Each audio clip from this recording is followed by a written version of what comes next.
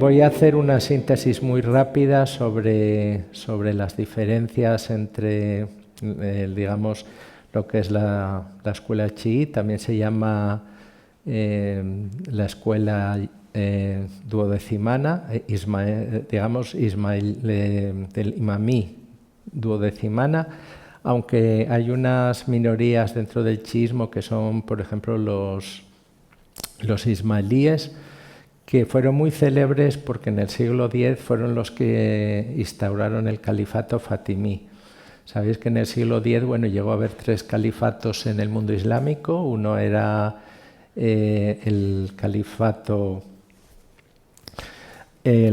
abasí en Bagdad, el califato de los fatimíes en Egipto y el califato de Córdoba en España. O sea, llegó a haber 3 califas, ¿no? Entonces, en el siglo X los fatimíes eran, digamos, a nivel político, eran una gran fuerza, una gran comunidad. Y, como he dicho, pues controlaban Egipto, aunque Egipto la mayoría de la población siguió siendo suní. Y ellos, digamos, tenían el gobierno, pero digamos, los fatimíes en Egipto tuvieron una gran importancia porque fueron los que fundaron la Universidad de Al-Azhar, que es una universidad que hoy en día, curiosamente, es el centro principal de aprendizaje suní en el mundo, la Universidad de Al-Azhar. Sin embargo, fueron los fatimíes los que la inauguraron. Bueno, pues hoy en día los fatimíes han quedado reducidos a una pequeña minoría liderada por el Agha Khan, que todos conoceréis, habrá oído hablar de él, que es un hombre dedicado sobre todo a actividades filantrópicas. Sin embargo, la gran mayoría, más del 95% de los chiíes son la escuela imamí duodecimana, que son... ¿Por qué se llama así? Porque siguen a 12 imanes. La gran diferencia, aunque hay más, pero la gran diferencia entre el sunismo y el chiismo es que el sunismo, digamos, detiene sus figuras religiosas importantes en el profeta Muhammad, ¿no? El profeta que bueno, se llama Mahoma en algunos medios, pero los musulmanes le llaman Muhammad. Entonces, esta era, digamos, una principal diferencia, porque los chiíes, después del profeta, digamos, siguen a 12 imames, que, bueno, digamos, hay hadices, hadices son dichos o hechos del profeta Muhammad, en la cual, pues, se habla de los 12 seguidores, ¿no?, de suyos que gobernarán. Entonces se habla efectivamente de 12, ¿no? El primero de los califas, digamos, que hubo no fue el imán Ali, porque dentro del chiismo el que se considera el sucesor del profeta es Ali, que era su yerno y primo, y fue el primer varón que se hizo musulmán. Entonces, según los chiíes, el profeta Muhammad dejó a Ali de sucesor, ¿no? Hubo un evento de Ghadir Hum, que no niega a nadie, en el cual el profeta pronunció un discurso y dijo que Ali debía ser su sucesor, y que aquel del cual el profeta era el maestro, Ali también debería ser el maestro. Entonces, dentro de la escuela chií se considera que Ali tenía que ser el sucesor, pero por unas circunstancias, pues cuando murió el profeta, hubo una reunión de algunos notables que nombraron a otro califa, Abu Bakr, y luego hubo otros 3. Hubo otros 2, perdón. Estuvo Abu Bakr, estuvo Omar y estuvo Uthman, 3. Y luego el cuarto califa fue Ali. Entonces, para los suníes, Ali es un califa, ¿no? Hablan de 4 califas perfectos y entre ellos está Ali. Pero dentro del chiismo, Ali es un imán y es el sucesor natural del profeta.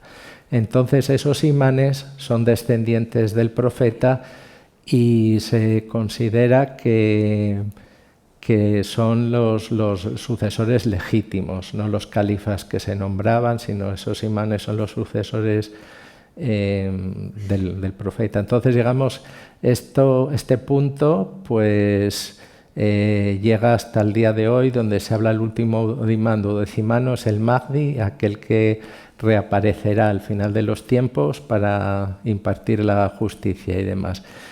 Porque hay un razonamiento que dice, ¿por qué los imanes son necesarios? Porque según el chiismo, Dios nunca deja a la humanidad sin un guía. Por ejemplo, los suníes dicen, el profeta ha muerto y ya está, ¿no? Ahora ya no hay nadie que guíe la humanidad. Nadie... Sí, las enseñanzas del profeta, tenemos el Sagrado Corán, que es el milagro del Islam, etcétera, pero no hay nadie, digamos, que ahora mismo pueda seguir, ¿no? Esta línea no profética, porque todos están de acuerdo en que el profeta Muhammad es el último profeta, pero después pues no hay un guía. Y en cambio el chiismo dice que sí, que hay un guía, que Dios nunca deja a la humanidad sin un guía. Entonces, bueno, esto del imamato es la principal diferencia, ¿no? Luego hay otras. Entonces, bueno, dentro del chiismo, pues después, digamos, cuando Ali es asesinado, Ali fue asesinado en Kufa, en una mezquita, y posteriormente, pues los omeyas ya habían, la dinastía omeya había tomado el poder, porque Muawiyah, que fue luego califa, pues fue el que se hizo una rebelión contra Ali y demás. Y entonces, pues Ali fue asesinado no por un Muawiyah, pero él se convirtió después en el gobernador, ¿no? Él era omeya y fue califa omeya y gobernador de Damasco anteriormente. Entonces, a partir de ahí, pues digamos, Muawiyah instauró la monarquía que no existía en el Islam, la monarquía hereditaria, hasta que se nombra por los omeyas, por la dinastía omeya. Y digamos, el tercer imán de los chiíes, pues Hussein, se rebeló contra estos gobernantes omeyas diciendo que no eran legítimos porque no tenían, digamos, ni su comportamiento era islámico, porque ellos se comportaban realmente como tiranos o déspotas. Y luego, además, porque según la doctrina chií, pues el imán, digamos, el imán de la época es el que tenía que ser el gobernador. Entonces, bueno, todo esto llevó a Kerbala, que esto es un hecho muy importante dentro del chiismo, que es que el hijo de Ali y el nieto del profeta se rebeló contra Yazid, que era el hijo de Muawiyah, que había sido, digamos, pues nombrado por Muawiyah su descendiente como califa. Entonces, digamos, Yazid intentó que Hussein y otras personas le prestaran juramento como gobernante de fidelidad, pero Hussein se negó. Él dijo que no iba. Y entonces, a partir de ahí empezó a ser perseguido y él, digamos, la población de Kufa, donde murió Ali, ya mencioné esa ciudad iraquí, pues le llamó, le escribió cartas diciendo que ellos querían apoyarle y demás, y él se dirigió allí, hacia Kufa, pero en el camino fue interceptado por el ejército del califa Yazid. Entonces, bueno, ahí empieza un periodo que en el primer mes del calendario islámico es Muharram, ¿no? Todos sabéis que hay un calendario islámico que tiene meses como Ramadán. Por ejemplo, Ramadán es el mes del ayuno. Entonces, el primer, digamos, mes es el mes de Muharram. Entonces, todos estos hechos de Kerbala duraron 10 días, desde el primero de Muharram hasta el día 10. En estos días, pues, él estuvo sitiado, él y llevaba 72 familiares y compañeros que estaban en su compañía frente a un ejército de miles y miles que eran el ejército de Yazid.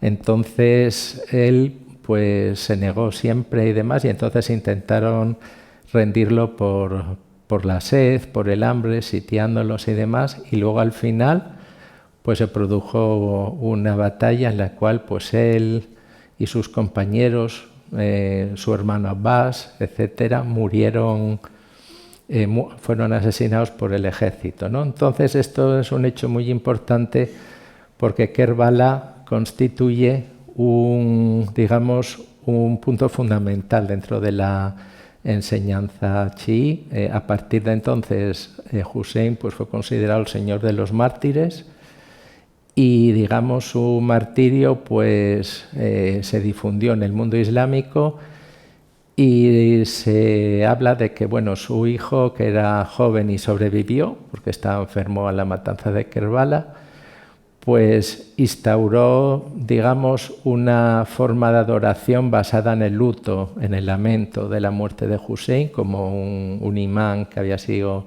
martirizado. Y este hecho pues, es muy importante porque marca primero la conmemoración de Ashura. O sea, cada año millones de musulmanes chiíes en el mundo conmemoran el día de Ashura del martirio del imán Hussein. Hay, bueno, dentro del mundo católico no es igual, pero puede haber ciertas similitudes en cuanto cuando se celebra aquí la Semana Santa con martirio, la muerte de Jesús, etcétera, pues digamos tiene un punto en común, aunque es diferente, pero tiene un punto en común en el sentido del lamento, ¿no? De la muerte, etcétera. Y entonces millones de chiíes conmemoran esta muerte, ¿no? El martirio de Hussein. Y esto pues lleva a múltiples manifestaciones de tipo religioso, cultural. Por ejemplo, muchos habréis visto en televisión pues en Irak, sobre todo en Kerbala, pues millones de musulmanes que visten de negro y se hacen así en conmemoración de este luto. Bueno, hay que decir sobre todo que hoy en día hay una ciudad que se llama Kerbala, que es una ciudad santa en Irak, y esta ciudad es muy importante porque es un centro en el al cual los musulmanes chiíes peregrinan, se llama Siyara, visita al imán Hussein para, digamos, es una visita de homenaje y también para pedirle bendiciones, ¿no? Y bueno, es digamos, es una pieza fundamental visitar Kerbala dentro del chiismo. Entonces, allí ahora mismo hay dos grandes santuarios, ¿no? que se pueden ver, los podéis ver en internet si buscáis Santuario Imán Hussein en Kerbala. Son dos enormes santuarios. Uno es de donde está enterrado el imán Hussein, el que murió en Kerbala, y el otro es el santuario de su hermano, que también murió en Kerbala, ¿no? Abbas. El hermano pues también tuvo una muerte, digamos, heroica, porque cuando estaban rodeados por el ejército de Yazid no tenían agua y entonces él decidió ir al río, ¿no? Entonces en el río allí él cogió agua, pero al volver pues le lanzaron flechas, le cortaron mano, etcétera, y hoy en día pues él también está enterrado en Kerbala y tiene un gran santuario que está muy cerca del imán Hussein. De hecho, entre los dos pues hay digamos, una vía de baldosas, y en esta vía pues uno puede rápidamente llegar de un mausoleo a otro, ¿no? Y hay gente que está allí pues esperando, hay gente que está digamos, pasando el día, digamos, todo el año, pero luego sobre todo pues en la fiesta de Ashura, y vamos a ver ahora la fiesta de la conmemoración más bien del Arbaín, pues también hay mucha gente allí. Entonces, bueno, ya habíamos visto entonces que es Ashura. Ashura es la conmemoración del martirio de Imán Hussein en Kerbala. Es así. Y luego pues hay otra conmemoración que se llama Arbaín. Arbaín en árabe significa 40 y se refiere a que, bueno, hay dichos del profeta Muhammad, del imán Jafar as-Sadiq, que es el sexto imán chií, que habla de que los cielos pues lloraron durante 40 días la muerte de Hussein, ¿no? Se dice exactamente. Entonces, La muerte, hoy, digamos, en el mundo musulmán en general, el número de 40 tiene importancia, ¿no?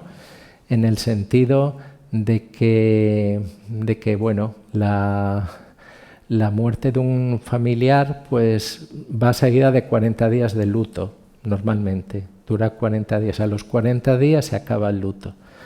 Eso también, por ejemplo, el número 40 es muy recurrente incluso en la Biblia, también en otras, por ejemplo, se habla de Moisés, también bueno, en el Corán, etcétera, se destaca el número 40, 40 años que estuvieron los seguidores de Moisés en el desierto como pena por haber adorado al becerro de oro, etcétera. O sea, el número 40 aparece mucho en las escrituras sagradas. Entonces, en el mundo del Islam, pues tiene también una gran importancia. Esto viene porque 40 días después de Ashura, está la conmemoración de Arbaín. Y ahí se produce una visita en masa a Kerbala para ver el santuario de Imam Hussein. Esta es la concentración, es importante porque es la mayor concentración religiosa del mundo. Este año, por ejemplo, se habla de 24 millones de personas, bueno, algunos hablan de 20, 24, pero lo cierto es que hay una gran marea humana que va sobre todo desde Nayaf, que es donde está enterrado Ali, en la mezquita de un santuario que hay en Nayaf. En Irak hay muchos santuarios. Sería interesante los que podáis visitar Irak porque hay muchos santuarios allí y además la entrada no hay ningún problema, ¿no? A veces hay personas que dicen, bueno, en Meca, por ejemplo, Medina no se puede entrar si no eres musulmán, pero en Irak está totalmente permitido. De hecho, un servidor y otros pues hemos estado en Irak con delegaciones de profesores, de periodistas, entrando en los santuarios, han tomado fotos, han tocado, digamos, allí la tumba y eso, o sea que es un lugar que está abierto, ¿no? Todos los lugares en general. Entonces, digamos, pues ahí hay una marea humana que va desde Nayaf hasta Kerbala, que son, bueno, nos hablan de kilómetros, unos 70, 80 kilómetros. Y toda esa ruta está llena de peregrinos, gente que va andando desde por ejemplo, los musulmanes de Irak van casi todos andando hacia allí. Un poco volviendo a las similitudes con el mundo católico, pues pensad en el Camino de Santiago, aunque es distinto porque el Camino de Santiago normalmente va gente a nivel individual, pero aquí va una masa de 22 millones de personas que se llenan la carretera, es decir, todos estos kilómetros pues se llena de gente que va andando poco a poco para ir hacia Kerbala y realmente pues es un proceso enorme. La población iraquí, digamos, participa como pues dando alimentos.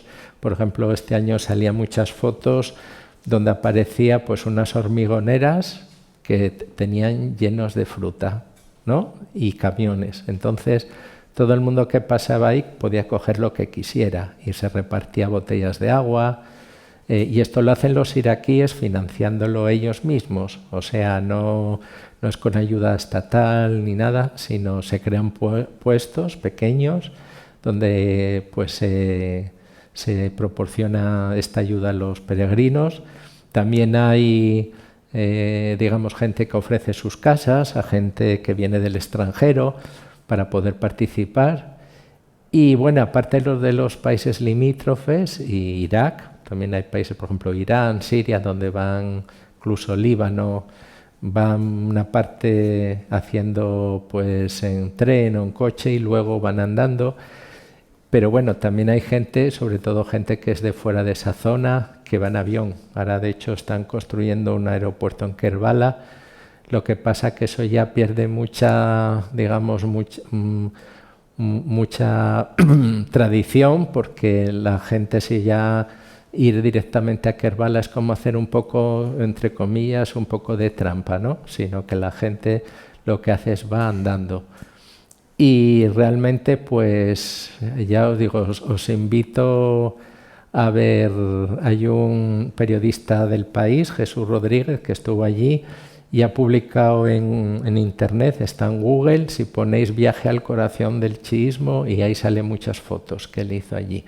Y realmente son fotos, vamos, magníficas, porque el tema del contraste de colores, el negro de las camisas de los peregrinos con banderas de color rojo, de color verde, etcétera, pues es súper llamativo. Aparte las luces de los mausoleos, que tienen cúpulas de oro y con las luces tienen un brillo por la noche impresionante. O sea, realmente son perspectivas que incluso personas que a lo mejor no están muy conocedoras del tema religioso y demás, pero les fascina, ¿no? Las imágenes, ver aquellas imágenes y demás.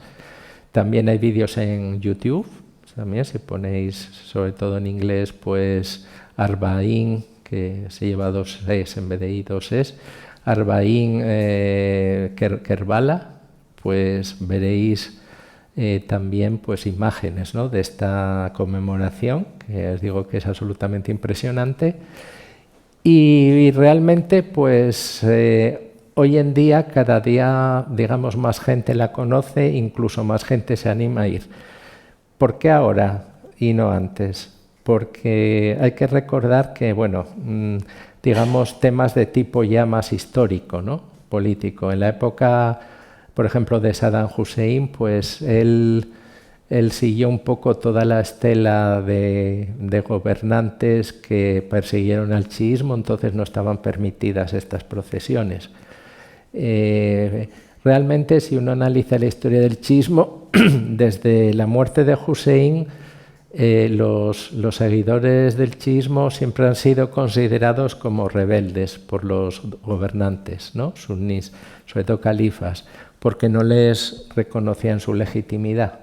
O sea, al considerarles gobernantes ilegítimos e injustos, pues digamos, eran perseguidos, salvo en algunos periodos.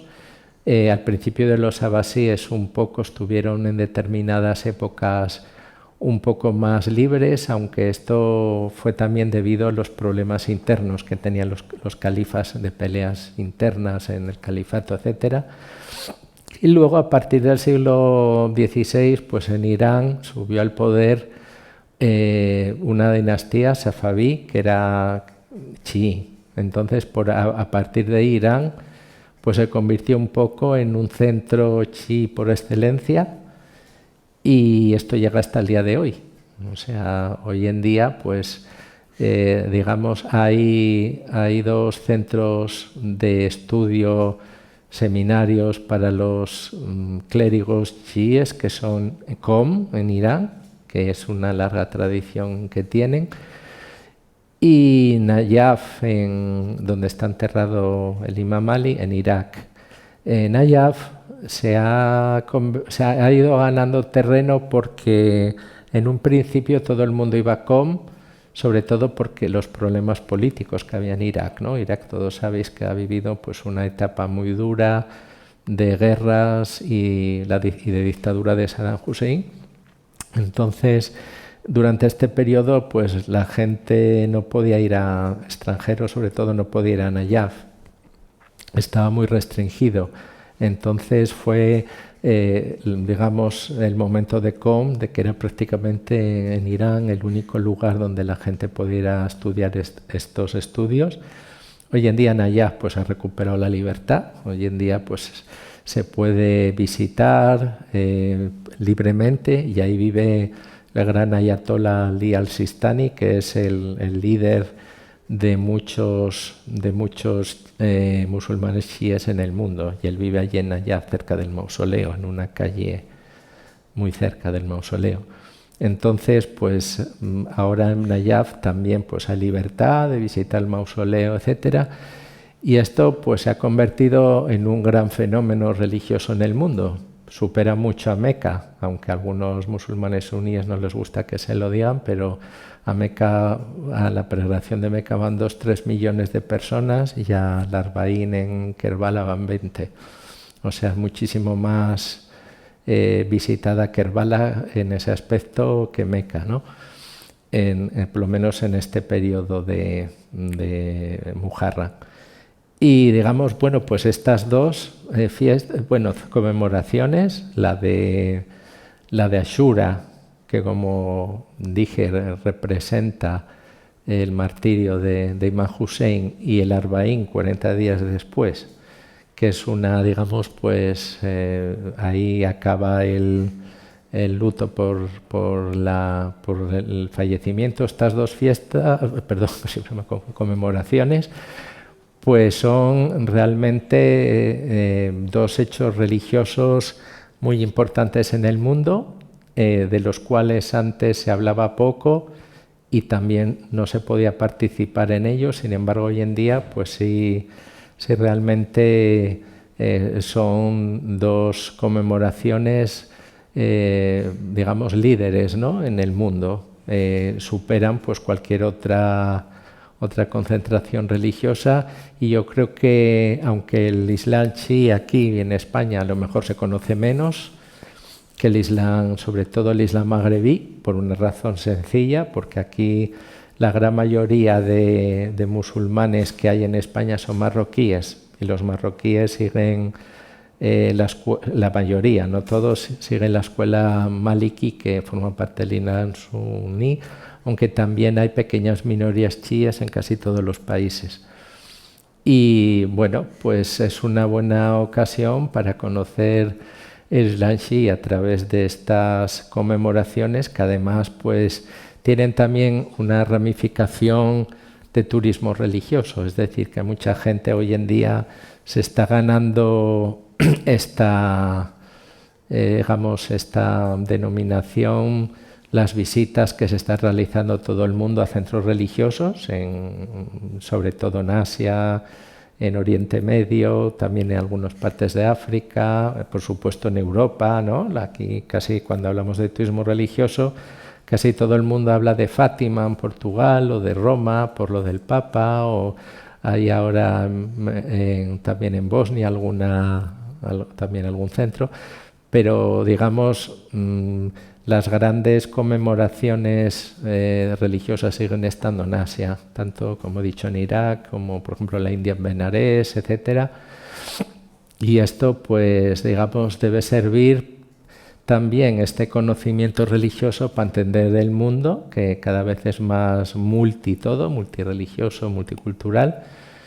Y creo que en España es una buena ocasión para que, digamos, pues toda la gente que hemos llevado hasta ahora allí a Kerbala y Nayaf, pues han quedado muy maravillados por lo que han visto, ¿no? Hemos llevado desde gente, profesores, hemos llevado pues a gente que a lo mejor es marroquí, que vive aquí en España, y todos han quedado maravillados. Además, sobre todo, porque cuando la fundación a la que pertenezco, Fundación Al-Ulbaid, pues ha hecho viajes, hemos intentado no solamente enseñarlos estos lugares religiosos, sino también, bueno, Babilonia y lugares de la antigüedad, ¿no?, que también están en Irak, como gustéis. Nada más, gracias. Saludos.